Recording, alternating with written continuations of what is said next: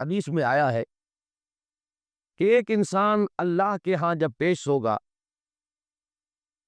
تو جو تحفہ یا ہدیہ وہ خدا کی خدمت میں پیش کر سکے گا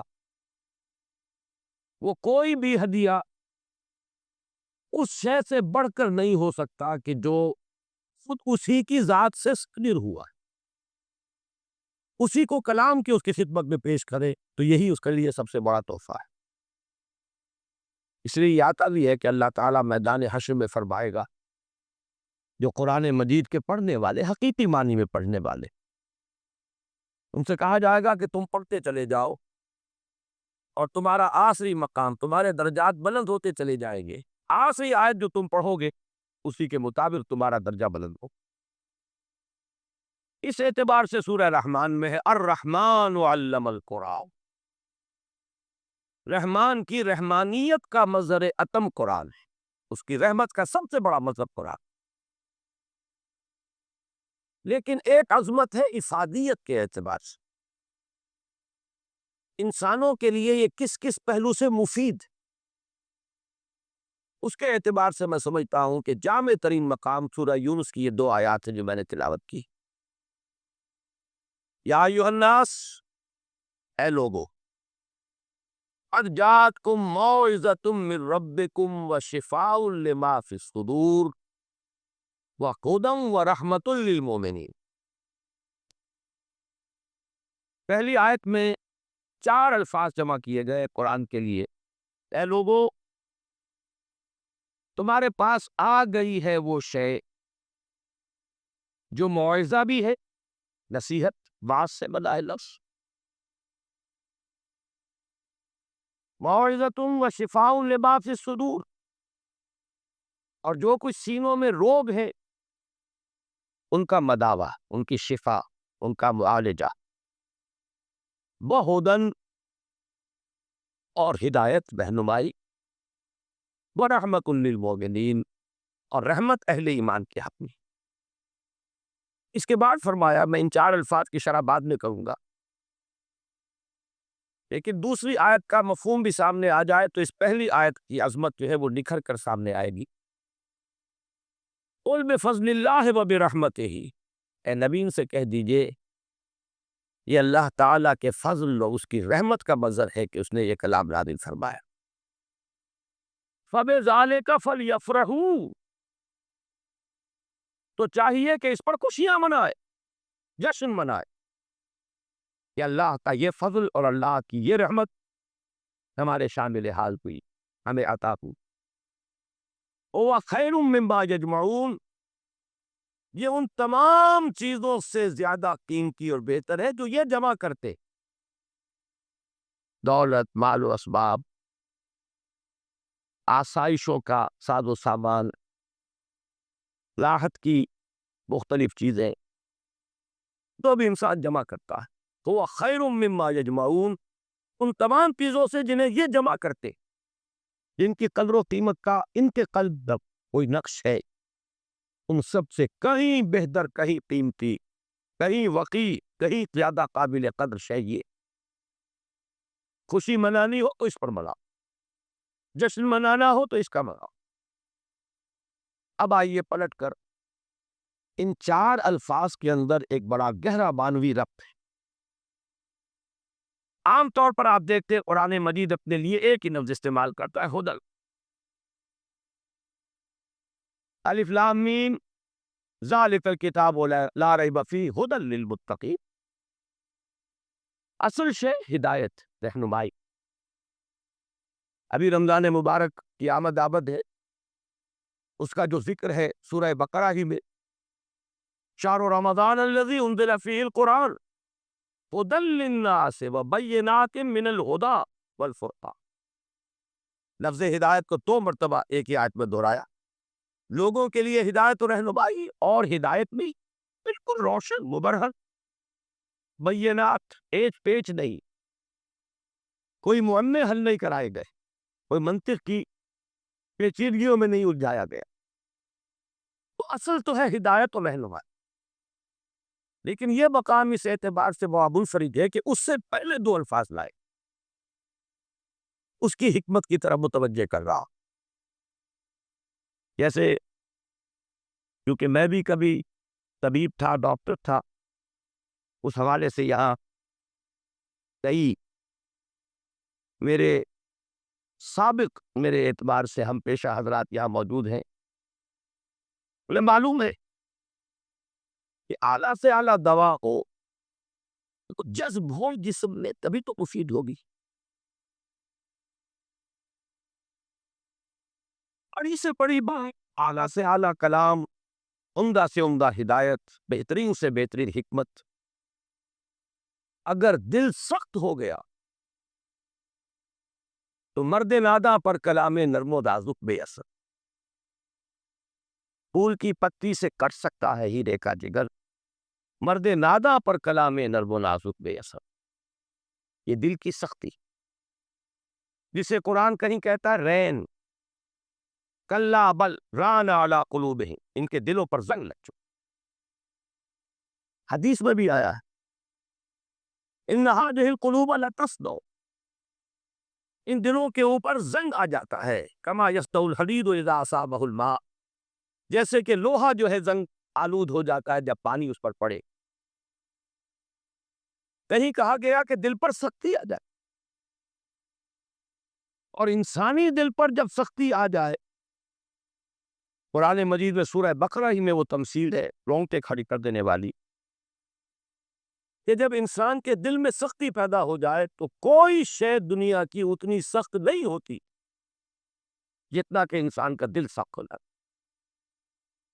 ثم قست قلوبکم فہی کالحجارۃ او اشد قسوۃ فإن من الحجارۃ لما يشقق فيخرج منه الماء وإن منها لما يهبط من خشية الله.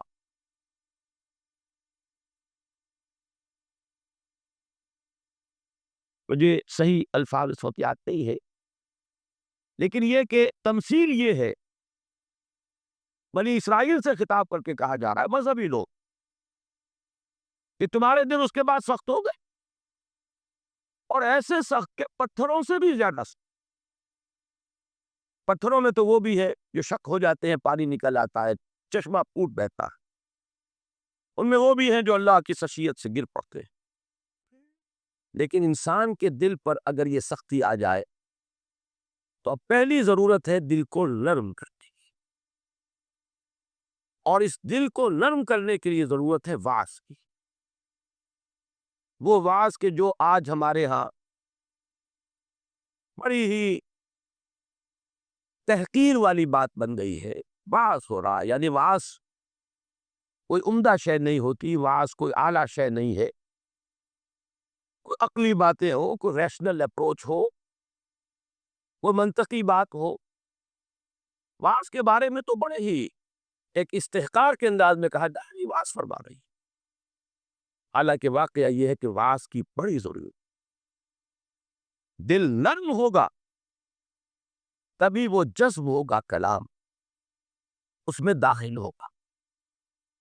آپ کو معلوم ہے وہ زمین جس کے اوپر کتا جاتا ہے سخت، اتنی بارش برس جائے وہ پانی ادھر ادھر چلا جائے گا، جذب ہوگا، لہذا اس کی کوئی فائدہ. تو سب سے پہلی شے ہے دل کو نرم کرنے کا. ایک حدیث میں اس کا نقشہ کھینچا گیا ہے.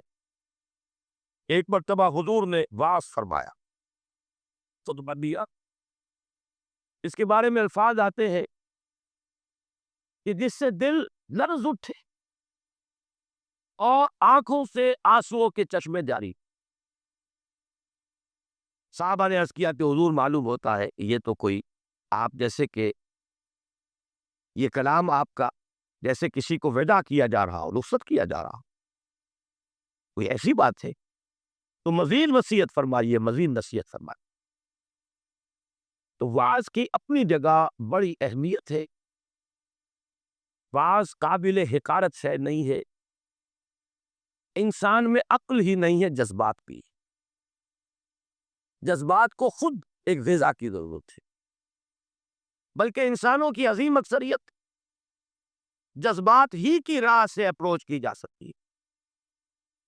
وہ ایک بڑی ہی مائنیوٹ مائنورٹی ہوتی ہے جنہیں آپ انٹلیکچوئلز کہیں، انہیں تو واقعتاً ان کی مجبوری بھی ہے کہ ان پر واز اثر انداز نہیں ہوتے، ان کے لیے ضرورت ہے برہان کی، دلیل کی، استدلال کی، منطق کی، لیکن عظیم اکثریت انسانوں کی اس کے اندر جذبات اور اس جذبے کو اپیل کرنے والی شے۔ اب مجھے یاد آ گئی بات، حضرت عمر رضی اللہ تعالی ان کو موم کرنے والی شے کیا تھی؟ کتنے سخت انسان۔ آخری فیصلہ یہ ہے کہ دیکھا جائے گا جو کچھ ہو رہا ہے، یہ دارالندوہ میں بیٹھے ہوئے لوگ طے نہیں کر پائیں گے، یہ سوچتے رہ جائیں گے، اور محمد کا جادو چلتا جا رہا ہے۔ یہ ذرا حقیقت چونکہ ٹرائبل معاشرہ تھا، اس کا بیک گراؤنڈ سمجھ لیجئے۔ چونکہ حضور صلی اللہ علیہ وسلم کا ساتھ دے رہے تھے آپ کے چچا ابو طالب، and he was the head of the clan۔ Tribe تو تھا قریش، یہ قبیلہ تھا، اس میں کلینز تھے، جیسے وٹوؤں میں مانے کے، لالے کے، شامت کے، اب یہ چھوٹے چھوٹے گھرانے تقسیم ہوتے چلے جاتے، اور اس خاندان کا ایک سربراہ اگر اس کے کسی فرد کے خلاف اقدام کیا جائے تو پورے خاندان کو گویا کہ چیلنج کیا گیا، اور ابو طالب حضور کا ساتھ چھوڑنے کو تیار نہیں۔ لہذا قریش کے راستے میں سب سے بڑی رکاوٹ یہ تھی کہ ہم اگر محمد کے خلاف صلی اللہ علیہ وسلم کو اقدام کریں تو ان فائٹنگ شروع ہو جائے گی قریش کی، اور اتنی عقل انہیں بھی تھی، ایک house divided amongst itself can not stand. پورے عرب میں جو ان کا مقام تھا، جو دبدبہ تھا، تو انہیں حیثیت حاصل تھی، اگر آپس میں لڑ پڑیں گے تو ختم ہو۔ یہ چیز تھی جو مصلحت کے تحت روک رہی تھی قریش کو حضور کے خلاف کوئی فیصلہ کل قدم وہ اٹھا نہیں پا رہا۔ لیکن حضرت عمر نے فیصلہ کر لیا کہ کموٹ میں اب جو ہوگا دیکھا جائے گا، میں اب ایک دفعہ تو یہ جھگڑا چکا کے آپ تلوار لے کے نکلے۔ راستے میں ایک صاحب مل گئے کہ جو ایمان لا چکے تھے، انہوں نے تیور دیکھے، عمر بن الخطاب جس بات کا فیصلہ کر لے کر گزرنے والا، بڑی حکمت سے ڈائیورٹ کیا، کہاں چلے؟ اس میں اب قصہ چکانے جا رہا ہوں، یہ روز کی کل جو ہے اب سے کم ہونی چاہیے۔ انہوں نے جو تیور دیکھے، فرمایا کہ تمہاری تو اپنی بہن ایمان لے آئی، تمہارے بہنوں ایمان لے آئے۔ اب وہ جو جلال اور غضب اس کا میں اور آپ اندازہ نہیں کر سکتے، جس کے ساتھ وہ گئے ہیں اپنی بہن کے گھر، اور جس طرح مارا پیٹا ہے بہنوئی کو بھی حضرت سعید ابن زید رضی اللہ تعالیٰ اور فاطمہ بنت ستاب حضرت عمر کی ہمشیرہ، جملہ نکلا ہے بہن کی زبان سے، لہو لہان ہو گئی ہے بہن اور بہنوئی بھی۔ عمر چاہے تم ہمیں ہلاک کر دو، لیکن اب اس دین کو ہم چھوڑنے والے نہیں۔ ایک جملہ ہے، موم کی طرح پگھل کر رہ گیا عمر۔ اس میں کوئی انٹلیکچوئل اپیل تو نہیں تھی، کوئی دلیل تو نہیں تھی، کوئی منطقی اپروچ نہیں، کچھ بھی نہیں۔ معلوم ہوا کہ انسان کے اندر، عمر جیسے شخص کے اندر بھی جذبات ہے، تو معلوم یہ ہوا کہ انسانوں کی ایک عظیم اکثریت ہے جس کو جب تک کہ یہ اوپر کا کرسٹ نہ اترے گا لاکھ موتی بگھیرتے رہیے۔ مرد نادا پر کلام نرم و لاغت بے اثر۔ تو سب سے پہلی یہ ضرورت ہے دل کے اس کرسٹ کو نرم کرنے کی، تاکہ جذب تو ہو، جب اندر اترے تو صحیح۔ کیوں مجاز در رفت جان دیگر شود، جان کے اندر اتر جائے گی یہ شے، تب تو انقلاب آ جائے گا، اترے تو صحیح۔ اس کے لیے اس کرسٹ کو توڑنا ضروری ہے، لہذا پہلی شان قرآن حکیم کی اس آیت میں آئی موعظۃ۔ یہ دوسری بات ہے کہ ہم نے واعظ کے اعتبار سے بھی وہ ناقدری کی ہے قرآن کی، کہ اس کو واعظ کے میدان سے بھی نکال دیا گیا تھا، اور آج کی بات نہیں، آج تو خیر واعظ ہی کو گالی بنا دیا گیا، لیکن بہت عرصے پہلے واعظ بھی ہوتے تھے تو مصدری مولانا روم سے ہوتی تھی۔ علامہ اقبال نے جو برسیہ کہا ہے، واعظ دستہ زن و افسانہ بند، مانیے او پست و حرف او بلند، از ضعیف و شاد و مرسل کارے ہو، از خطیب و دیلمی گفتارے ہو۔ واعظ ہوتے تھے بڑی ہی کمزور حدیثوں کے بل پر، بڑی ہی بے سرو پا روایات اور حکایات کے بل یا اشر کے بل پر، اور حالانکہ سب سے بڑا موعظہ، واعظ، نصیحت۔ تو پہلا لفظ یہ ہے، اب آگے چلیے، شفاء لما فی الصدور، اندر جذب ہوگا، اندر کی جو بیماریاں ہیں، جو روگ ہیں، ان کا ازالہ ہو۔ یہ کون سے بیماریاں ہیں؟ کہنے کو تو ایک کے اندر ہاتھی کے پاؤں میں سب کے پاؤں، سب پہ دنیا، یہ سب سے بڑا روگ ہے۔ اس کا سب سے بڑا مظہر حب مال، الہاکم التکاثر حتی زرتم المقابر۔ ایک اور مظہر حب جاہ، اقتدار کی حبس، میرا ڈنکا بج رہا ہو، شہرت کی طلب۔ یہ ہے وہ تمام روگ۔ ان روگوں کا علاج قرآن حکیم، شفاء لما فی الصدور۔ اچھی طرح سمجھ لیجئے، یہ روگ نہ نکلیں گے تو قرآن کو بھی انسان کاروبار بنائے گا۔ علم لا برتن زنی مارے قوت، وہی علم ہے کہ جو انسان کو سانپ کی طرح ڈسے، جارے وہ ود نہیں ہوگا جب تک کہ اندر سے یہ روگ نہ نکلے ہو۔ اس کو بھی حصول دولت کا ذریعہ بنائے گا، اس کو بھی شہرت کے حصول کا ذریعہ بنائے گا، اسے بھی اقتدار سچ نہیں، قرب اقتدار کا ذریعہ بنا۔ قریب تو پہنچے، بنا ہے شاہ کا مصاحب، پھرے ہے اتراتا، کہیں تو موقع ملے۔ علم اور اعلیٰ ترین علم، فتویٰ فروشی بھی ہوگی، دین فروشی ہوگی، جب تک کہ یہ اندر کے روگ نہ نکلے۔ لہذا دوسرا مرحلہ، اس اصل کام سے پہلے ہدن، ہدایت تو تب ہوگی جبکہ پہلے یہ جذب ہو کر اندر کے گند نکالے، ان کا ازالہ کرے۔ حب دنیا کی جڑ کاٹے، حب مال کی جڑ کاٹے، حب جاہ کی جڑ کاٹے، شہرت کی طلب کی جڑ کاٹے۔ اگر یہ جڑیں رہ گئیں تو یہ علم، جیسا کہ میں نے عرض کیا، مفید نہیں، الٹا مضر ہو۔ یہ اسی دنیا کے کمانے کا ذریعہ کر۔ اس کے بعد اگر یہ ازالہ ہو گیا، یہ تنقیہ ہو گیا، اب ہے ہدی و رحمت للمؤمنین۔ اب یہ ہدایت ہے، اور ہدایت یہ ہے ٹوٹل ہیومن پرسنالٹی کے لیے ہدایت، اس کے فکر کے لیے بھی ہدایت ہے، اس کے لیے ایک نظام زندگی کے اعتبار سے بھی ہدایت ہے، اس کے لیے انفرادی لائے عمل کے اعتبار سے بھی ہدایت ہے۔ مکمل انسان کی ہدایت ہر سطح پر فرض ہے۔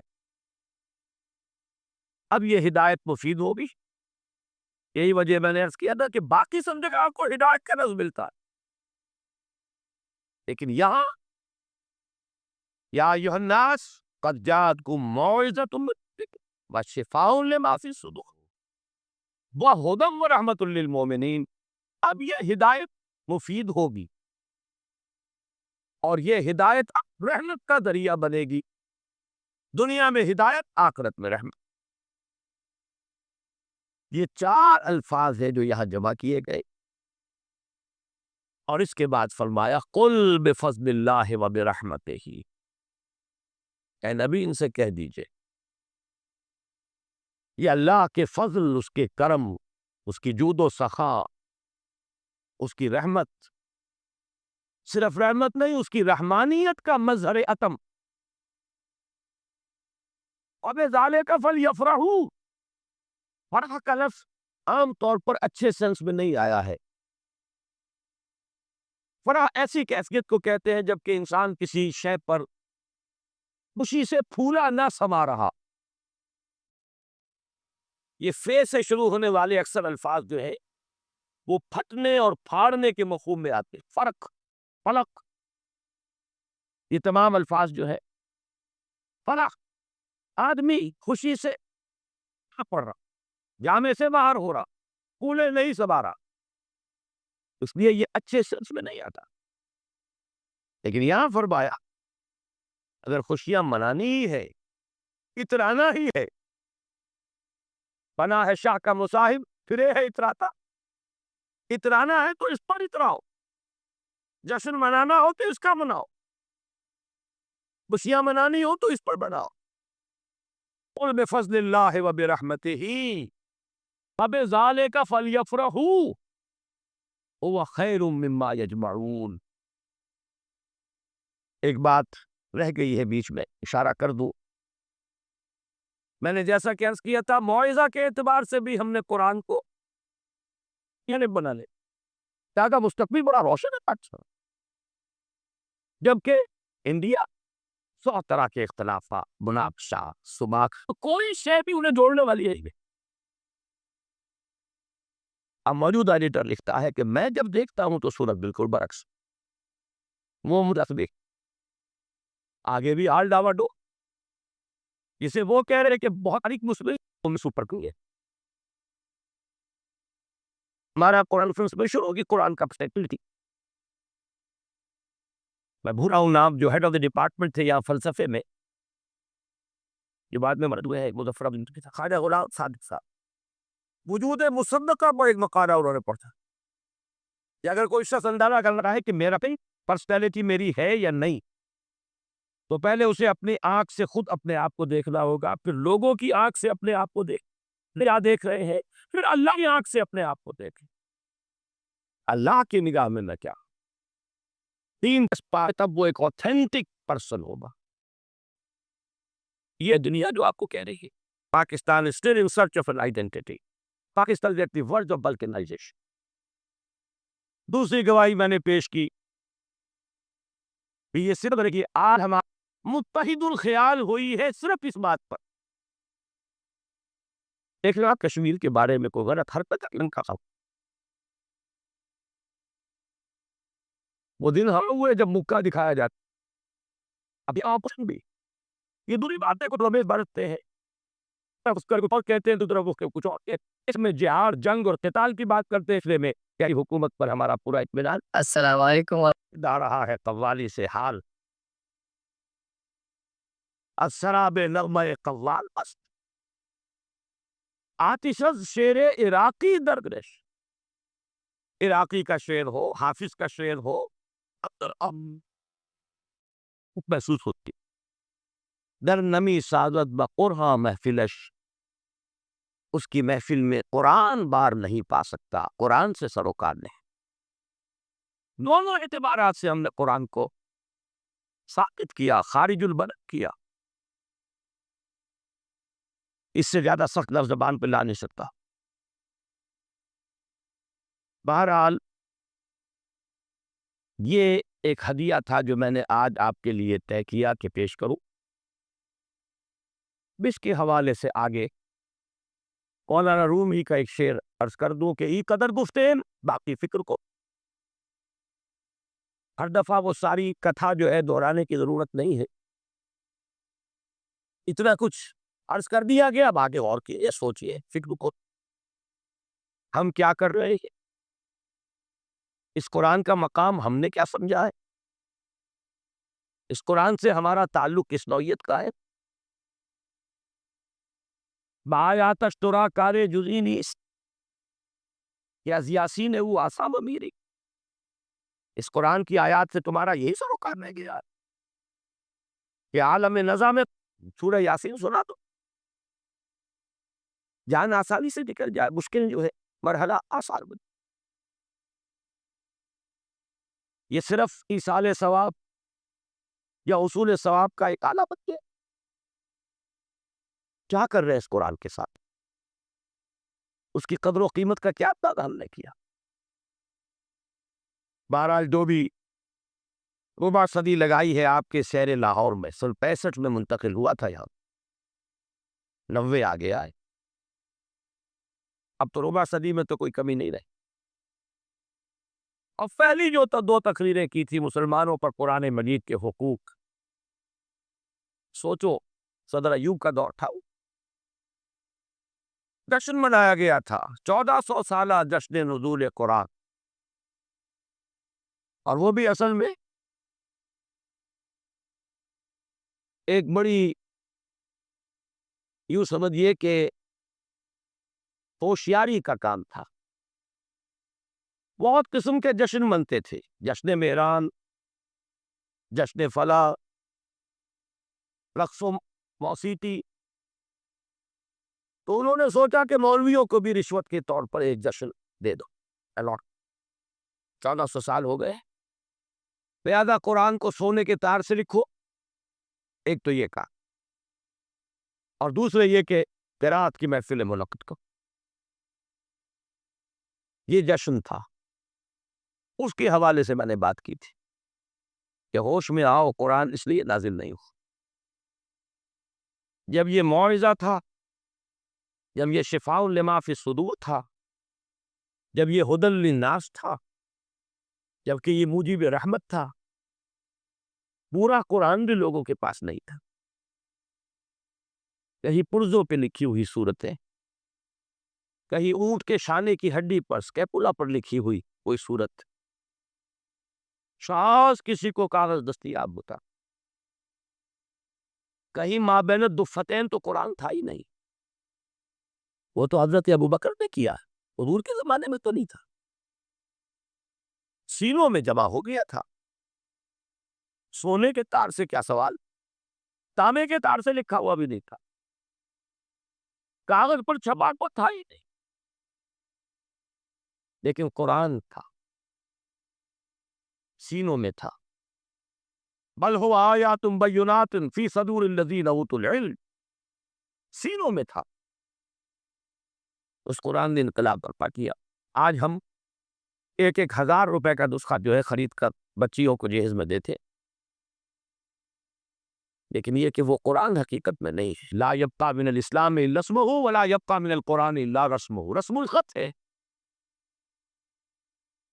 تو دوڑ پیچھے کی طرف ہے گردش ایام، تو ضرورت ہے لوٹنے کی قرآن کی طرف۔ اس لوٹنے کے لیے اپنی جگہ پر خود بھی آدمی طے کرے جو کمی ہے۔ اگر قرآن مجید آپ نے نازلہ بھی نہیں پڑھا تو شرمائیے نہیں، اس کمی کی تلافی اب۔ اور میں کہا کرتا ہوں کہ حضور کی بسم اللہ ہوئی تھی 40 برس کی عمر، جب قرآن کی پہلی آیت نازل ہوئی ہے اور حکم ہوا اقرا، آپ نے یہ کہا کہ ماں انا بقاری، میں تو پڑھنے والا نہیں ہوں، پڑھا ہوا نہیں۔ 40 برس کی عمر تھی تب قرآن پڑھنا شروع۔ It's never too late۔ قرآن پڑھیے، قرآن سمجھیے، قرآن پر عمل کیجیے۔ اگر اللہ نے آپ کو فہم کی ایک بلند تر سطح پر، ہائر لیول آف کانشسنس پر فائز کیا ہے، اسی لیول کے قرآن کو پڑھیے۔ یہ قرآن نہیں ہے، اس میں ہزاروں قرآن، شعور کی سطح کا ایک قرآن اس میں علیحدہ موجود، اور ہر دور کی علمی سطح پر، اس کے افق پر ایک خورشید دادا کے مانند یہ قرآن طلوع ہو۔ لیکن ضرورت ہے اس میں لگنے کی، اپنے کی، اس میں ڈوبنے کی، اس میں غوطہ زنی کی۔ قرآن میں ہو غوطہ زن اے مرد مسلمان۔ اس سے ذرا آگے بڑھیے، اللہ نے دولت دی ہے، لگائیے اس کا، اور اللہ نے اولاد دی ہے جو سب سے بڑا ایسٹ ہے انسان، جو اصل سب کا جاریہ ہے، تو لگائیے اس کام میں۔ ابھی میرے ایک بڑے عزیز دوست، بڑی قدر ہے میری نگاہ میں ان کی، ایئر فورس میں بڑے اونچے مقام پر ہے، وہ فرما رہے تھے کہ میں نے اپنے بعض عزیزوں سے یہ کہا کہ قرآن کالج میں بچوں کو داخل کرا، لیکن معلوم ہوا کہ آپ کے ہاں تو وہ اردو میڈیم ہے۔ اب اونچی سوسائٹی وہ تو اردو میڈیم میں اپنے بچے کو نہیں بھیجے گی. آپ کوشش کریں کہ ٹھیک ہے سوچیں گے. بات سمجھ لیجیے کہ قرآن کالج آپ کے معاشرے کی ان ضرورتوں کو پورا کرنے کے لیے نہیں. قرآن کالج ان دیوانوں کے لیے ہے جو طے کر لے کہ ہمارا مطلوب و مقصود دنیا نہیں آخرت، اور اولاد کو لگانا اس لیے کہ وہ قرآن کی ٹارچ ہاتھ میں لے کر دنیا کے لیے رہنمائی کرنا سمجھا. کیریئر اگر چاہیے اولاد کے لیے تو کوئی کمی نہیں ہے. چیس کالج بھی ہے اور 5-10 ہزار روپے مہینے کسے دے کر بھی آپ اپنے بچوں کو پڑھوا سکتے ہیں. لیکن ہمیں تو ایسے دیوانے چاہیے جو طے کر لیں کہ کرنا یہ ہے. اس کا ہے اصل کا کبھی اس کی نہیں. ہم نے کالج ہمارے پاس کہاں اتنے وسائل ادھر آئے. کئی مرتبہ خیال آیا میرے اپنے آپ کہتے رہے کوئی اعلیٰ درسگاہ جس میں کہ اونچے لوگ بھی. میں کیا کہوں صحیح ہے آپ کی ضرورت، آپ کا خیال درست ہے. ہمیں کیٹر کرنا چاہیے اس لیول کی بھی ضرورت کو. ورنہ وہ جاتے ہیں دلائل ہے کیتھیڈرل میں جائیں گے، فلاں جگہ جائیں گے، وہاں جائیں گے. تو آپ کیوں نہیں اس طرح کا بدل سکتے؟ میں نے کہا کوئی کرے، مجھے اعتراض نہیں، کیونکہ میری آشیرواد حاصل ہوگی، میرا تعاون ہوگا. لیکن میں اپنے اوپر یہ تہمت نہیں لے سکتا کہ قرآن کے نام پر میں کالج بناؤں اور اس میں بھی صرف وہی بچے داخل ہو جن کے والدین 5-5 ہزار روپے فیس ادا کر سکتے. گویا کہ آج کا قرآن بھی صرف امراء کے لیے. یہ بات میرے لیے قابل قبول ہے. مجھے تو خلوص چاہیے، جذبہ چاہیے، عزم چاہیے. پہلے سے طے کر لیں کہ ہمیں اس راستے پر جانا ہی نہیں. وہ چاہیے وہ جو مولانا روم نے کہا کہ دی شیخ با چراغ، ایک شیخ دن کے وقت ہاتھ میں چلے ہوئے کسی کو تلاش کر رہا تھا. یہ کیا دماغ خراب. میں کسی انسان کو تلاش کر انسان معروف کہا گیا. یہ انسان نظر نہیں آ رہا. کہیں دی مجھے تو نظر نہیں آ رہے، وہ تو بھیڑیے نظر آ رہے نظر آ رہے. ازدانو دم ملوم انسان میں ملا مجھے ہو گیا. میں تو تنگ آ گیا.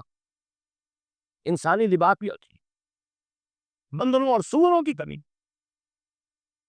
نہ ملنے والی سے تو انسان ہے. انسان معروف وہ انسان چاہیے. یہی کشف اسی شہر میں مولانا احمد علی قیوم رحمہ اللہ وہ اپنا جوانی کا واقعہ بتاتے ہیں کہ جب وہ آئے تھے ابھی نظر بند کیے گئے لاہور میں شیرا والے کے علاقے میں. جوانی کا دور تھا. کہیں نکلے ساتھ ہی کشمیری بازار گلی سے نکل آئے. بھرا بازار پریویش کے چپکے سے کہتا ہے انسان سے بتائے ان کو نور کا دور استہزائیہ انداز میں کہا آپ کو انسان لوگ نہیں آتے بھرے بازار. مجھے تو نظر نہیں آ. مولانا احمد علی فرمایا کرتے تھے کہ اب جو میں نے خود دیکھا تو مجھے محسوس ہوا کہ وہاں بندر بیٹھا، وہاں گر بیٹھا، وہاں کو بھیڑیا ہے. جو حقیقت تھی اندرونی وہ منکشف ہوئی. یہ لیکن تھوڑی دیر کی بات تھی. اس کے بعد اچانک پھر وہی کچھ تھا اور وہ بزرگ تھے. وہ تو آنکھ کھولنے کے لیے آئے تھے. تو ہمارے تو اصل میں طلب ہے ان کی. یہ نہیں کریں گے تو ایک بات مجھ سے سن لیجئے، آپ کے یہ بنگلے اور آپ کے یہ کارخانے بھی نہیں رہیں. اس ملک کے لیے کوئی جڑ بنیاد نہیں ہے سوائے دین کے. وہ حشر جو ڈھاکہ میں ہوا ہے ہر جگہ ہو چکا. اور میں سالوں پہلے سے کہہ رہا ہوں کراچی میں کہ جب یہاں سزا آئے گی تو سب سے بڑھ کر اے کراچی والوں تم پر گری. اس لیے کہ تم میں وہ لوگ ہیں یو پی کے ان شریف گھرانوں کے لوگ جن کے ہاں پردہ اس نوعیت کا ہوتا تھا جو حفیظ نے کبھی کہا تھا کہ چشمے فلک میں آج تک دیکھی نہ تھی ان کی جھلک. ان کے اپنے پورے پورے برقعے، پھر ٹانگے، پھر سواری کے لیے ایک چادر ادھر ایک چادر ادھر، پھر ٹانگے میں پیچھے بیٹھ گئے تو پھر چادر بندھی ہوئی ہے. اور جب یہاں آئے ہیں تو جس کے پاس 2 پیسے ہو گئے پہلا کام یہ کیا کہ برقع اتار کے پھینک. یہ ترقی کی گویا کہ پہلی سیڑھی تھی. آزادی گویا کہ اسی کے لیے حاصل کی گئی تھی. کیا حال ہے اس کا؟ جو کچھ وہاں ہوا تو کوئی تھا تو ہوا، جو وہاں دھان منڈی میں ہوا وہ کراچی میں، ناظم آباد میں کیا ہو نہیں رہا؟ کیا یہاں نہیں ہو سکتا؟ اس ملک کے لیے اگر اس کی خیر درکار ہے، آج صبح 2 گھنٹے کی تقریر کر چکا ہوں، کتاب لکھ چکا ہوں استحکام پاکستان. لیکن یہ تو کون پڑھے گا؟ اس کی کیا یوٹیلیٹی ہے؟ سارا ویو یوٹیلیٹیرین ہو. افادیت کیا ہے؟ کوئی پروفیشنل افادیت ہے؟ کوئی مالی افادیت کا پہلو ہے؟ کچھ بھی نہیں. کوئی تفریح تباہ ہے؟ وہ بھی نہیں. لیکن یہ کہ بہرحال غور کیجئے، سوچئے، جو تعاون جس نے جب جتنا کیا اتنا ہی مشکور ہوں، ممنون ہوں. میں نے الحمدللہ اپنے آپ کو لگا دیا، اور آج جن میں بھی کہا تھی نہ صرف اپنے آپ کو لگا دیا، اپنی اولاد کو کھپا دی. اللہ قبول فرمائے. لیکن آپ سے مطالبہ یہ ہے، اس کے لیے اگر زکوٰۃ نہیں نکالیں گے اپنی اولادوں میں سے، شاید کہ اب بھی اللہ تعالیٰ اگر اس طرح کوئی پیش قدمی ہو جائے تو شاید کہ اللہ تعالیٰ ہماری توبہ قبول فرما لے. ورنہ حالات جہاں بیٹھے گے 4 آدمی، معاشرے کا مرثیہ جتنا چاہے مرثیہ پڑھوا لے، ساری مرثیہ پڑھ کر ملک کچھ گئے. اگلی صبح طلوع ہوگی، تینوں وہی نازل ہوں گے. سرے منہ کوئی فرق.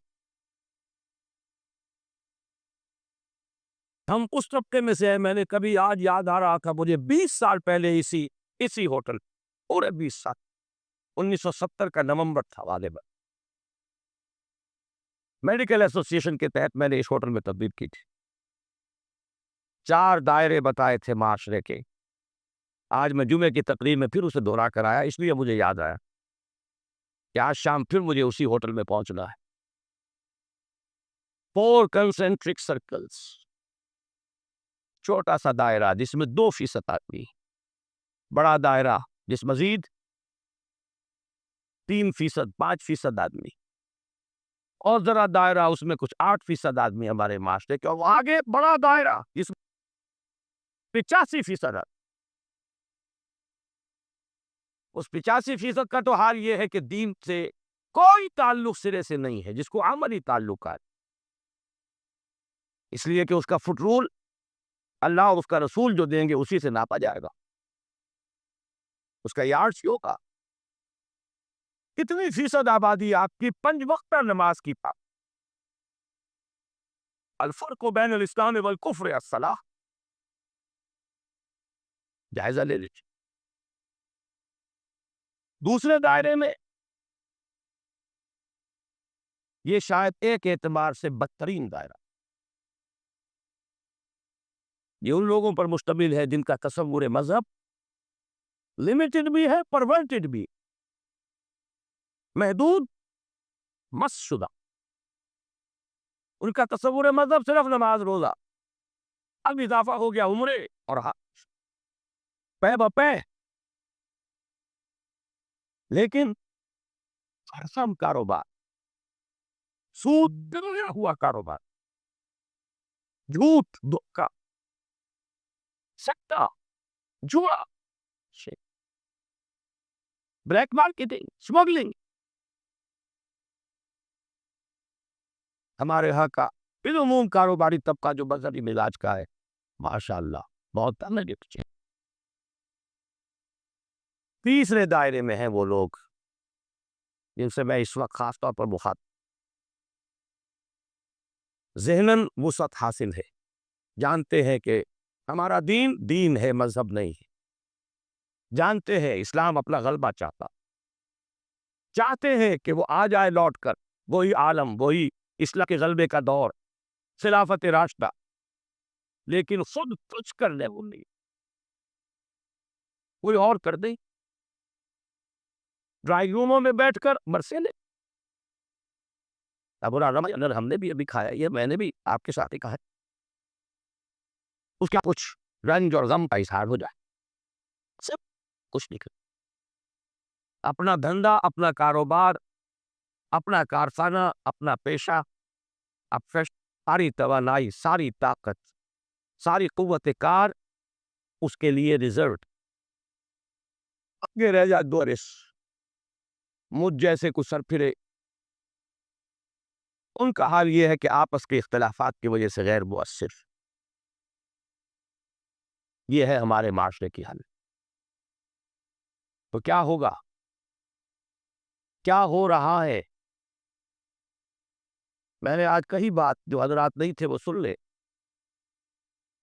ہماری گراوٹ کا یہ عالم ہے. ایک میں ووٹنگ آف لنڈن کے ایڈیٹر کا تذکرہ کیا کہ ہماری جب 40ویں سالہ تھی یوم آزادی کی، 41واں یوم استقلال میں تھے، ایڈیٹوریل آف لنڈن کے ایڈیٹر نے، جو اب ہے، اس نے کہا کہ مجھ سے پہلے جو 40 برس پہلے اس کرسی پر بیٹھے تھے، 14 اگست 1947 کو انہوں نے یہ اداریہ لکھا تھا کہ آج جو دو ملک دنیا کے نقشے پر آ رہے، ان میں سے ایک کا مستقبل بہت کا انتہائی تاریک روشن ہے، پاکستان کا.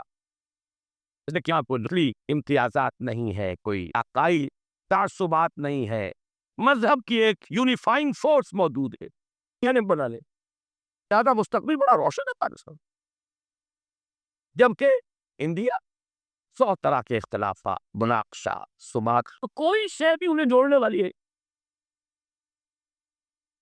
اب موجودہ ایڈیٹر لکھتا ہے کہ میں جب دیکھتا ہوں تو صورت بالکل برعکس.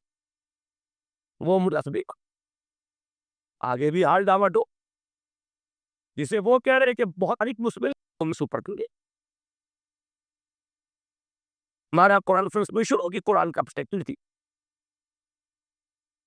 میں بھولا ہوں نام، جو ہیڈ آف دی ڈپارٹمنٹ تھے یہاں فلسفے میں، جو بعد میں بڑے ہوئے ہیں، مظفر احمد خواجہ غلام صادق صاحب، وجود مصدقہ پر ایک مقالہ انہوں نے پڑھا. یا اگر کوئی شخص اندازہ کرنا ہے کہ میرا پرسنالٹی میری ہے یا نہیں، تو پہلے اسے اپنی آنکھ سے خود اپنے آپ کو دیکھنا ہوگا، پھر لوگوں کی آنکھ سے اپنے آپ کو کیا دیکھ رہے ہیں، پھر اللہ کی آنکھ سے اپنے آپ کو دیکھیں، اللہ کی نگاہ میں کیا. 3 پار تب وہ ایک اوتھینٹک پرسن ہوگا. یہ دنیا جو آپ کو کہہ رہی ہے Pakistan is still in search of an identity. Pakistan is at the verge of balkanization. دوسری گواہی میں نے پیش کی، یہ صرف دیکھیے آج ہمارا متحد الخیال ہوئی ہے صرف اس بات پر. ایک نام کشمیر کے بارے میں کوئی غلط حرکت کا وہ دن ہم ہوئے جب مکہ دکھایا جاتا. ابھی آپس بھی یہ دنیا ماننے کو روبے برتتے ہیں، اس کو تو کہتے ہیں تو طرف کچھ اور، اس میں جہاد، جنگ اور قتال کی بات کرتے ہیں. اس میں یعنی حکومت پر ہمارا پورا اطمینان. السلام علیکم.